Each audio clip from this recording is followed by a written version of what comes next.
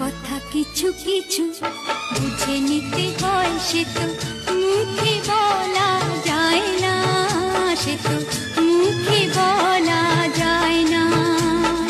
কথা কিছু কিছু বুঝে নিতে হয়, সে তো মুখে বলা যায় না, সে তো মুখে বলা যায় না।